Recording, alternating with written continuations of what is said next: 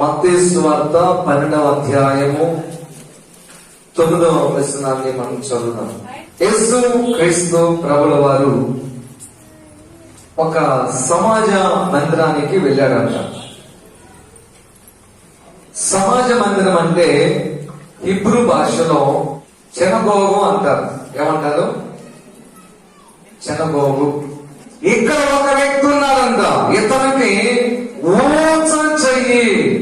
నేను ఊచ చెయ్యి అంటే ఊసలాగా ఉంటుందా అని నేను ఆలోచన చేసి ఇంగ్లీష్ బైబిల్ ఏముంటుందో అని చూస్తే అక్కడ రాసి ఉంది డెడ్ హ్యాండ్ అని రాసి ఉంది.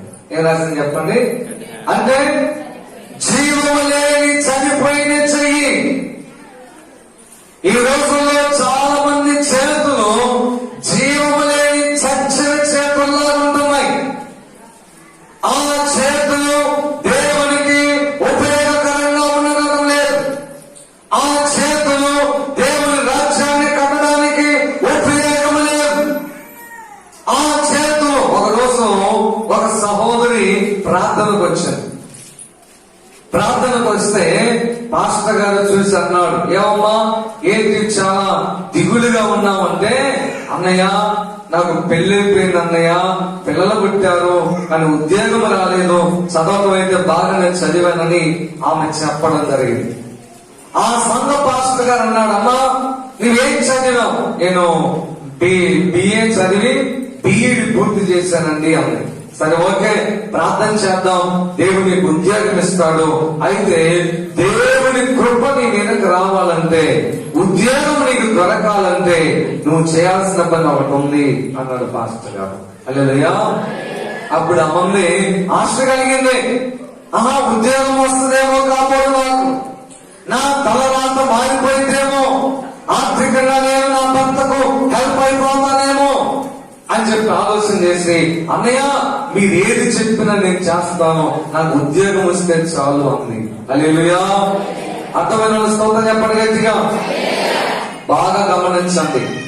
దేవుని కృప నీకు ఉద్యోగం ఇవ్వగలదు, దేవుని కృప నీకు ఆరోగ్యాన్ని ఇవ్వగలదు, దేవుని కృప నీ అవసరతలు తీర్చగలదు, దేవుని కృప నీ యొక్క కోరికలన్నీ నెరవేర్చగలదు. హల్లెలూయా. అయితే ఆయన కృప నీకు దొరికే మార్గం ఏమిటి అది మనం ఆలోచన చేయాలి. దేవుని కృప మనకు దొరికే మార్గం ఏమిటి అని ఆలోచన చేస్తే ఆ పాస్టర్ గారు చెప్పాడు, అమ్మా దేవుని కృప ఈజీగా దొరికే మార్గం అవుతుంది. ఏమిటంటే పరిచర్య అన్నాడు. హల్లెలూయా. ఏమన్నాడు చెప్పండి? దేవుని కృప ఈజీగా దొరికే మార్గం అవుతుంది, అదే పరిచర్య. దేవుని కృపను పోగొట్టుకునే మార్గం అవుతుంది, అదే పరిచర్య చేయడం. అప్పుడు ఆ అమ్మాయి మరి పరిచర్య చేస్తే ఉద్యోగం వస్తుందా అని అడిగింది ఆ పాస్టర్ గారు. ఓకే అమ్మ వస్తుంది, నమ్మకంగా చేయండి. ఏ టైంకి రమ్మంటారు? మన ప్రార్థన 9:30 గంటల నేను ఉన్నాను. ప్రతిరోజు అలాగే వచ్చేది, మందిరం అంతా ఊడ్చేది, శుభ్రం చేసేది, తుడిచేది, బట్టలు వలిసేది, చాపలు వేసేది, కరెంటు మైక్ అంతా మైక్ చేయదులే, లైట్ ట్యూబ్ లైట్ వేయడం, ఫ్యాన్ వేయడం అయింది. తర్వాత కూర్చుని మడతేసి మొత్తం మడతేసిపోయింది. కొద్ది రోజులకి డిఎస్సి ఎగ్జామ్స్ ప్రిపేర్ అవ్వచ్చు నోటీస్ పడింది. పాస్టర్ దగ్గరికి వచ్చి ఏడుస్తా ప్రార్థన చేయించుకుని వెళ్ళింది. దేవుడి మహాకృపలో ఉద్యోగం వచ్చింది. హల్లెలూయా. హల్లెలూయా. ఉద్యోగం వచ్చిన తర్వాత 9 గంటలకు రావాల్సిన అమ్మాయి 10 గంటలకు వస్తుందంట. గంట ఆలస్యంట. పాస్టర్ గారు ఒకరోజు పెద్దగా పట్టించుకోరేమో, ఎందుకంటే సరే కుదరలేదేమో, ఇంట్లో ప్రాబ్లం ఏమో, అనారోగ్య పరిస్థితులేమో అని ఆలోచన చేయాలి. మేము కూడా సరే ఒకరోజు సరే లేదు కుదరలేదు అనుకున్నాడు. 2వ ఆదివారం అలాగే వస్తుంది. రాను రాను ప్రసన్న భయానికి వస్తుంది. ఆ తర్వాత ఆశీర్వాదానికి వస్తుంది. ఒక్కొక్క రోజు అసలు డుమ్మా పడుతుంది. ఏంటి ఇలా ఉందని చెప్పి ఒక రోజు మాట్లాడదామని చెప్పి, అమ్మా మీరు ఎందుకు అలాగా చేస్తున్నారు? ఉద్యోగం వచ్చిన తర్వాత ఇంకా కృతజ్ఞత కలిగి ఇంకా మంచిగా పరిచయం చేయాలి, ఇంకా మంచిగా ప్రార్థన చేయాలి, ఇంకా ఆసక్తిగా ఉండాల్సిన దానికి బదులు ఎందుకు అలాగే చేస్తున్నామంటే అసలే పాస్టర్ గారు కొంచెం కుదరలేదే అని కొంచెం సానుకూలంగా చెప్పింది పాస్టర్. ఆయన అలాగే చేస్తాడు. ఒక ఆదివారం వచ్చిందంట. ఆ రోజు పెద్దలాడు వచ్చింది. పెద్దలాడు వస్తే అనుకున్నాడు పాపం ఆమె మార్పు వచ్చింది కాబోదు, ఉద్యోగం వచ్చిన గర్వం మాత్రం లేదు, టయానికి వచ్చింది అని చెప్పి ఆయన గమనిస్తున్నాడు. పెద్దలాడు వచ్చింది, ఈ రోజు మళ్ళీ పరిచయం చేస్తుంది. టీచర్ అయిన తర్వాత పరిచయం చేస్తుంటే కొంతమందికి మాదిరిగా ఉంటది అమ్మాయి అనుకుని అలాగ మాస్టర్ గారు చూస్తుంటే ఏం ముట్టుకోలేదంట. ప్రశాంతంగా వచ్చిందంట, అలా కూర్చుందంట అఫీషియల్ గా. తర్వాత అఫీషియల్ గా లేచి వెళ్ళిపోయిందంట. పక్క వాళ్ళు ఏది చేస్తున్నా కానీ ఆమె చూస్తా ఉండిపోయిందంట. కనీసం ఎదురుగా అడ్డంగా ఉన్న ఒక చిన్న కర్ర కూడా పక్కన ఏంట్లో, ఒక చిన్న కుర్చీ కూడా పక్కన జరపట్లేదు. అప్పుడు పాస్టర్ గారు అంత అయిపోయినాకమ్మా ఒక విషయం నీకు చెప్పాలి అన్నారు. ఏంటి అన్నయ్య చెప్పండి. ఆసక్తి తగ్గిపోయిందమ్మా పూర్తిగా, నీలో ఆశ తగ్గిపోయింది, ఆసక్తి తగ్గిపోయింది, పరిచర్య కూడా తగ్గిపోయింది. అందరూ పరిచర్య చేస్తుంటే నువ్వు చూస్తా నిలబడ్డావు, అది అంత మంచిది కాదురా అంటే అప్పుడు ఉంది పాస్టర్ గారు కాస్త చూసి చెప్పండి అన్నా. ఏముంది అలేదయ్యా అయ్యా ఏం చూడాలి? అంతకుముందు ఏంటి ఆమె ఒక సాధారణమైన మహిళ, ఇప్పుడు ఆమె ఏంటి ఒక గవర్నమెంట్ ఎంప్లాయ్, ఉద్యోగం. అందుకని ఇప్పుడు ఏం చేయాలని చెప్తుంది పాస్టర్ గారిని, కాస్త చూసి చెప్పండి అంది. అర్థం కాల. ఎందుకు విన్నానమ్మా అన్నాడు మళ్ళీ. అంతకు ముందు నేను సాధారణ మహిళను, ఇప్పుడు నేను ఉద్యోగస్తురాను. అప్పటికి ఇప్పటికి తేడా ఉందన్నయ్య. పరిచయం చేయాలంటే చాలా మంది ఉన్నారు మన వాళ్ళు చేస్తారు, అది నాకు చెప్పడం అంత బాగా కాదన్నమాట. కన్నీగా సొంత చెప్పండి గట్టిగా. మనసులో నచ్చుకున్నాడు. ఒకటే గుర్తు పెట్టుకున్నాడు, చిన్న సూచన, నిన్ను బట్టి దేవుని పని ఎప్పటికీ ప్రభువు ఆపుకోడు. ఇది మనసులో బండ గుర్తు. ఆ స్థానంలోకి నువ్వు వస్తే ఆ స్థానంలో ప్రభువు నిన్ను ఉపయోగించుకుంటాడు అంతే. ఆ స్థానంలో నుంచి నువ్వు తప్పుకుంటే మరొకరిని స్థానంలో పెడతాడే తప్ప తన పని ఇప్పటికి కూడా ఆపుకోడు. ఆయన ఆపుకోవడానికి అసమర్థుడు కాదు. హల్లెలూయా. స్తోత్రం చెప్పండి గట్టిగా. హల్లెలూయా. అయితే అలాగనే కొన్ని వారాలు వచ్చిన తర్వాత అలాగే మళ్ళీ ఆలస్యంగా వస్తుందంట, కొన్ని వారాలు ఆగిపోతా ఉందంట. పాస్టర్ గారికి అర్థం కాదా, మొదటి అలాగే చేస్తుంది, కనీసం పరిచయం చేయకపోయినా ప్రార్థన కన్నా రావచ్చుగా పందులు అక్కడ అనుకున్నాడు. అనుకొని పాస్టర్ గారు వెళ్ళి అడిగాడమ్మా, ఏంట్రా ప్రార్థన కన్నా తండ్రి రండమ్మా, ఆ రోజు పొరపాటున చెప్తే చెప్పుండొచ్చుదమ్మా, అంటే నా బిడ్డలు కదా నీ గబుక్కున పరిచయం చేయమన్నాను, అంట్లు తోమన్నాను, శుభ్రం చేయమన్నాను, ఓడవమన్నాను, పొరపాటుగా చెప్తుంటే క్షమించమ్మా అంటే, అన్నయ్య అది కాదన్నయ్య కొద్దిగా జ్వరం వస్తుంది అని చెప్పిందంట. ఏమొస్తుంది? జ్వరమే కదా, ఒక వారంలో తగ్గిపోయింది అనుకున్నాడు పాస్టర్ గారు. రెండో వారం రాలేదు, మళ్ళా వెళ్ళాడు, జ్వరం తగ్గలేదు అన్నయ్య. మూడో వారం రాలేదు, మళ్ళా వెళ్ళాడు, జ్వరం తగ్గలేదు అన్నయ్య. అది 3 వారాలు రాగా జ్వరం తగ్గకపోవడం ఏమిటి? ఎంతకలన్నీ ఊడిపోతున్నాయి, టైఫాయిడ్ జ్వరం వచ్చింది, ఎంతకలన్నీ ఊడిపోతా ఉన్నాయి, వ్యాధిగ్రస్తులు అయిపోతా ఉన్నాయి, స్కూల్కి ఆబ్సెంట్ అయిపోతున్నాయి, హెడ్ మాస్టర్ నుంచి ఎంఈఓ నుంచి ఈమెకి వార్నింగ్స్ వస్తున్నాయి. ఉద్యోగం పీకేస్తాం, ఏంటి మీరు రావట్లేదు అని. మరి ఆరోగ్యం సహకరించట్లా. దేవుడు నీకు ఆరోగ్యం ఇవ్వకపోతే ద్వితీయోపదేశకాండములో ఒక చక్కని మాట రాయబడి ఉంటా ఉన్నాయి. దయచేసి ప్రతి ఒక్కరు మీ యొక్క పరిశుద్ధ గ్రంథాలు తీయండి. ద్వితీయోపదేశకాండం 8వ అధ్యాయము 17వ వచనాన్ని ఒకసారి చదువుదాం. హల్లెలూయా. సామర్థ్యం అంటే కెపాసిటీ, ఉద్యోగం సంపాదించుకునే కెపాసిటీ, అలాగనే గుర్తుకునే కెపాసిటీ, అలాగనే నీవు అనుకున్న లక్ష్యాన్ని చేరుకునేటువంటి కెపాసిటీ. కెపాసిటీ, ఆ సామర్థ్యాన్ని కలుగు చేసేది దేవుడి అన్న సంగతి నువ్వు జ్ఞాపకం చేసుకోవాలి. హల్లెలూయా. ఒక బ్రాస్లెట్ ఉందా? దేవుడే. ఒక బంగారపు నెక్లెస్ ఉందా? దేవుడే. చాలా మంది అంటారు, అసలు నాకు అనారోగ్యం రాలేదండి, నేను చాలా ఆరోగ్యంగా ఉంటున్నాను, దేవుడి మహాకృపలో అసలు ఆబ్సెంటే లేదు. దేనికి? పనికైనా ఉద్యోగానికైనా.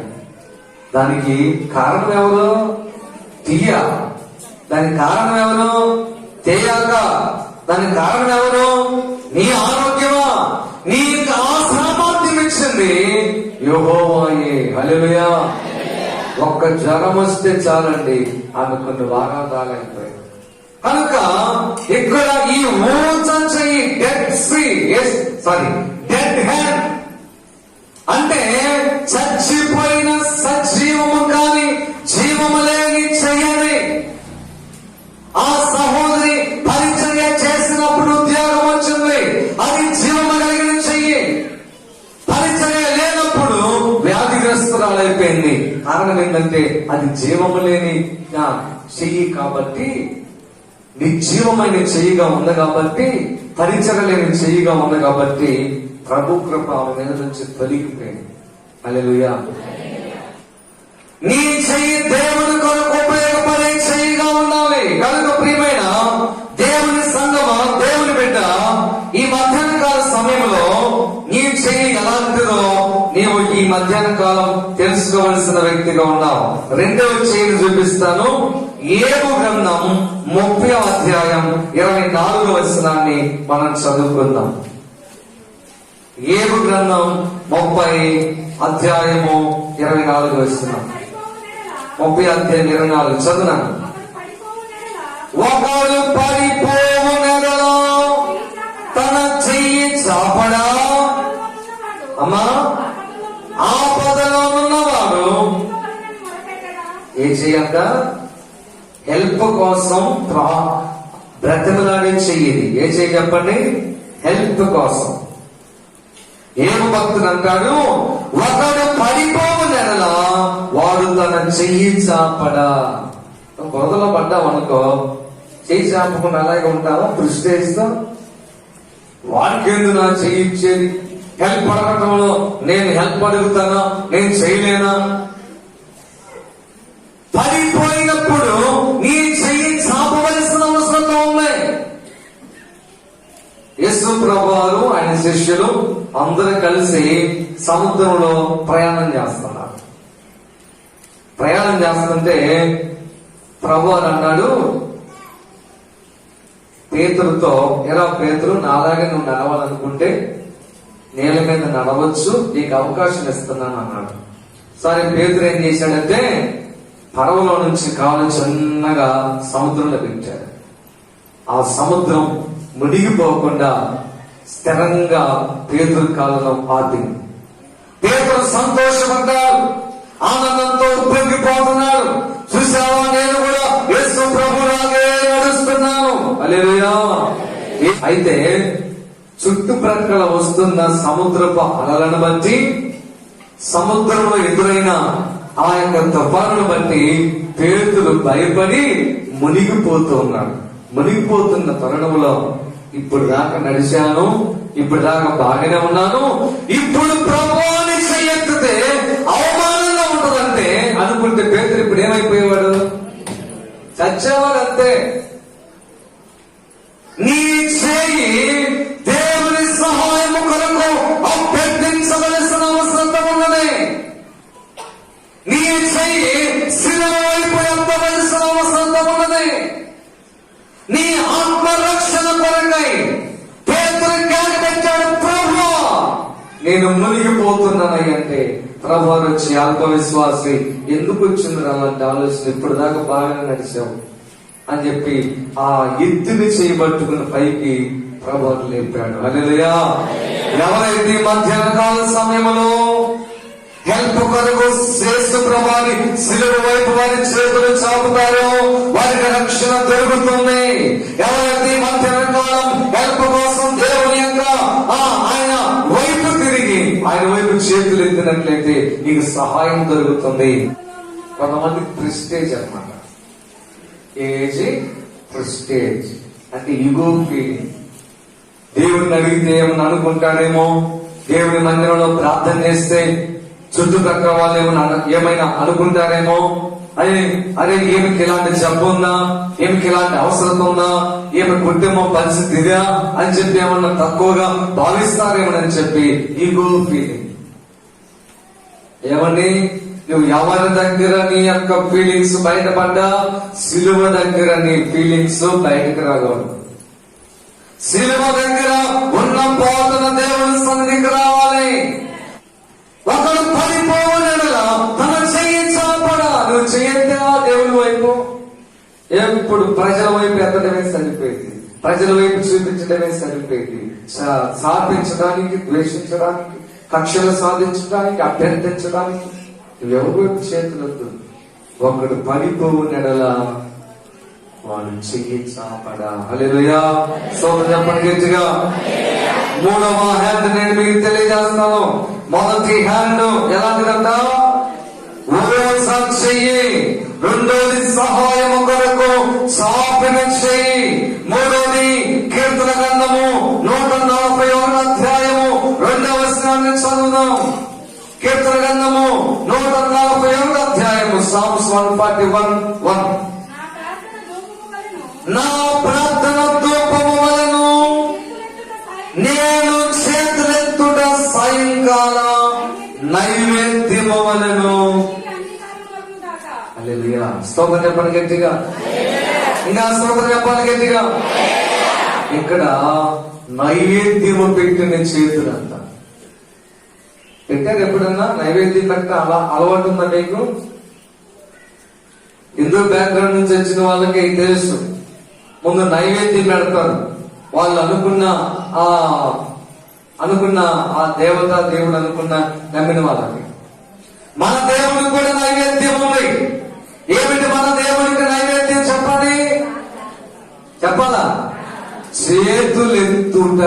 ప్రార్థన ఓకే, ఆ ప్రార్థన మాకరించే ప్రార్థన ఉండగా, బోర్ల బడి చేసే ప్రార్థన ఉండగా, ప్రదక్షిణ చేసే ప్రార్థన ఉండగా, నైవేద్య ప్రార్థన ఏంటో తెలుసా? చెప్పండి. రాయబడుతుంది, నేను చేతులెత్తుట సాయంకాల నైవేద్యము. నేను భజన చెప్తున్నామా, నైవేద్యం పెట్టండి. ఏసైకి శక్తి ఉన్నంత వరకు మోకాళ్ళ మీద ఉండి చేతులు ఎత్తండి. అందుకే నువ్వు ఎంతసేపు ఉండగలవు అంతసేపే ఉండు. మోకాళ్ళ మీద ఉండి చేతులు ఎత్తి నైవేద్యం పెట్టి ఏసైకి నైవేద్యం పెట్టకపోతే నీటిలో సమృద్ధి ఎక్కడి నుంచి వస్తుంది? నైవేద్యం పెట్టకపోతే ఆర్థిక పరిస్థితి ఎక్కడి నుంచి వస్తుంది? నీ పిల్లలకు ఆరోగ్యం ఎక్కడి నుంచి వస్తుంది? దేవునికి నైవేద్యం ఏ విధమైన వస్తువులతో పెట్టాల్సిన పని లేదు. ఏ విధమైన ఆహార పదార్థాలతో పెట్టాల్సిన పని లేదు. ఏ విధమైన బంగారంతో పెట్టాల్సిన పని లేదు. నువ్వు చేతులెత్తి ప్రార్థన చేయుట సాయంకాల నైవేద్యం. హల్లెలూయా, హల్లెలూయా. కాబట్టి నువ్వు చేతులెత్తి ప్రార్థన చేయండి. ఎంతసేపు అనగాలో అంతసేపు. అది నైవేద్యం. ఆదికాండం 16వ అధ్యాయము 12వ వచనం చదువుదాం. ఏం చేయండి? చెయ్యి. కొంతమందికి అంతే, 10 మంది ఒకటంటే వాళ్ళంతా ఒకటంటారు. ఒకరు చెప్పింది వినరు, వాళ్ళంతటి వాళ్ళు ఇది విరోధమైన చెయ్యి. భార్య కొట్టుకున్నా వినరు, భర్త తండ్రినా వినరు, అత్త మామ చెప్పినా తెలుసుకోరు, తల్లి కాలు పట్టుకో బెంచరన్నా అసలు అర్థం కాదు. అదే చెయ్యంట విరోధకరమైన చెయ్యి. ఇక్కడ ఎవరి గురించి మాట చెప్తుందంటే ఇష్మాయిల్. అందరూ మొఖాలు ఎట్ట కడుక్కుంటారమ్మా? మీరందరూ ఎట్ట కడుగుతారా? కింద నుంచి పై నుంచి ఎట్ట కడుగుతారు జనరల్ గా?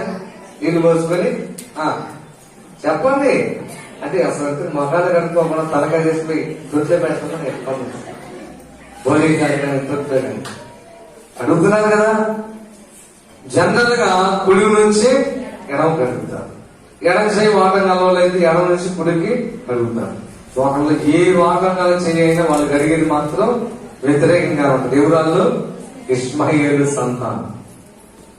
ఆ రోజున దేవుడు చెప్పాడు, ఆమె హాగరు ప్రార్థన చేస్తుంది, అయ్యా నా బిడ్డ సంగతి ఏమిటయ్యా అని ప్రార్థన చేస్తుంటే అప్పుడు దేవుడు అన్నాడు, అమ్మా హాగరు ఎందుకు నువ్వు భయపడతావు, నేను నీకు కుమారుని ఇస్తాను. 11వ వచనం.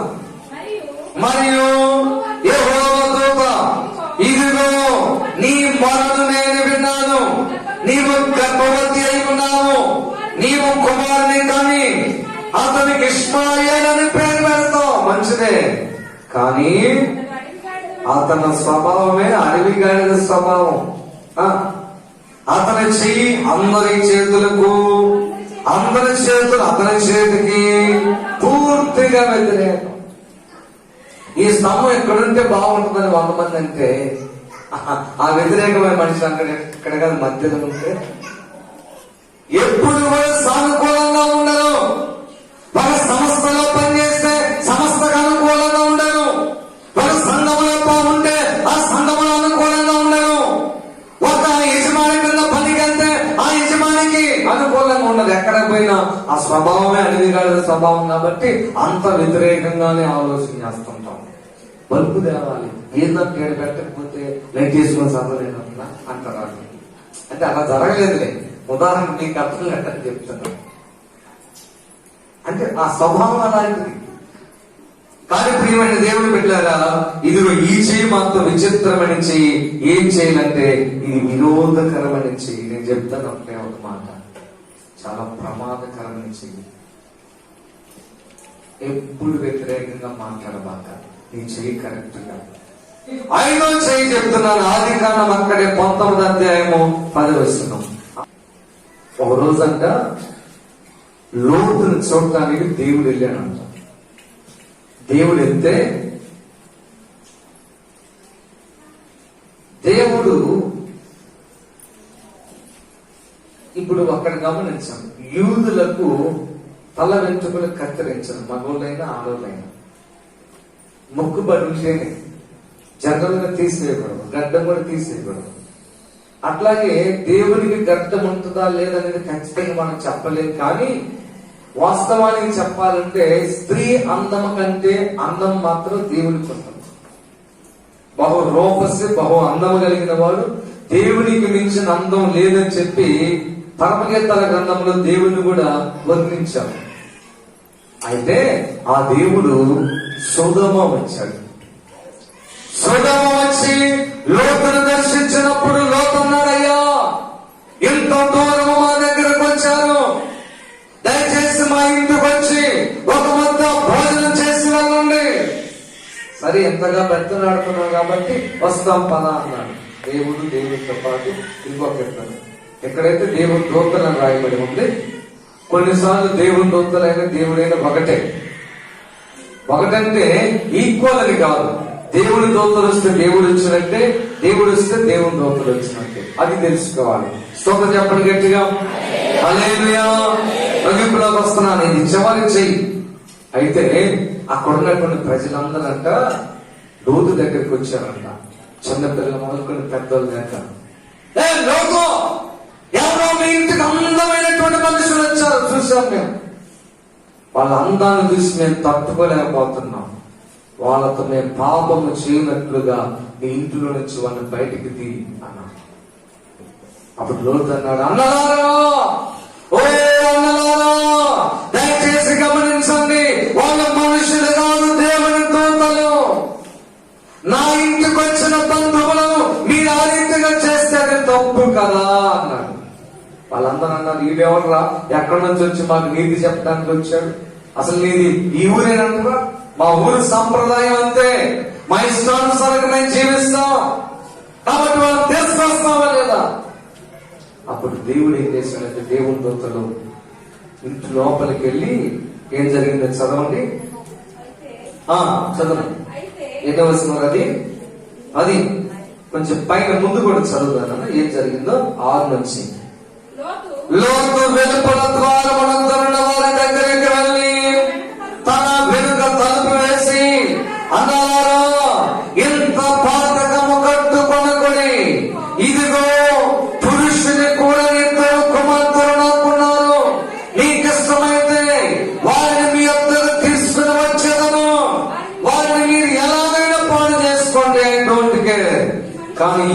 మనుషులు నా ఇంటి నీడకు వచ్చారు కనుక వీరిని మీరేమి చేయకూడదని బ్రతిమలాడినప్పుడు వాళ్ళు అన్నారు, నీ అవతలకు పో. మరియు వారు వీడెవడో మనలోనికి పరదేశిగా వచ్చి మనకు తీర్పు చెప్తున్నాడు ఏంట్రా, వారికంటే నీకు ఎక్కువ కీడు చేసేదమని చెప్పి లోతన మనుషుని మీద దొమ్మిగా పడి తలుపులు పగలగొట్టుటకు సమీపించేది. లోతు మీద దొరికారంట. ఏమన్నాడని లోతు? ఈ విషయంలో లోతు ఎంత త్యాగపరుడు అనిపిస్తుంది. పెళ్లి కాని ఇద్దరు అమ్మాయిలు ఉంటే వాళ్ళిద్దరిని తీసుకొచ్చి మీ ఇష్టానుసారంగా చేసుకోండి అయ్యా, వీళ్ళు నా ఇంటికి వచ్చారు, నాకు బంధువులు, వీళ్ళ జోలి మీరు పోకూడదని చెప్తే వాళ్ళకి ఎవరు కావాలంట? దేవుని దూతలే కావాలంట, దేవుని ప్రజలే కావాలంట, దేవుని సంఘంలో ఉన్న వాళ్ళే కావాలి. దేవుని సంఘంలో ఉన్న శ్రేష్టమైనటువంటి వాళ్ళు ప్రభు కోసం ఉపయోగపడేటువంటి వాళ్ళని టార్గెట్ చేస్తున్నారంట. అప్పుడు బాధపడి లోతు అన్నాడు, మా కుమార్తెలను మీరు పాడు చేసుకున్నంటే వాళ్ళు, అరే ముందు ఈయన పట్టుకొని రా, ఈయన చంపి పడేసి ఇంట్లోకి వెళ్దామని చెప్పి దొమ్మిగా అంటే గుంపు వచ్చి అతని మీద పడి ముందు ఇతను చంపేద్దాం అనుకున్న తరుణంలో కిటికీ లేకుండా చేతులు చాపి తలుపుల నుంచా చదువునాను ఏముంది 10 వచనం. అయితే ఆ మనుషులు తమ చేతులు చాపి లోతుని ఇంటి లోపలికి సహాయం చేసిన చేతులు, హల్లెలూయా, బ్రతికించిన చేతులు, ఆపద నుంచి కాపాడిన చేతులు, మరణము తప్పించిన చేతులవి. ఈ చెయ్యి ఎవరికన్నా రీతిని చేసిందా? కళ్ళు మూసుకొని ప్రార్థన చేసుకున్నాం.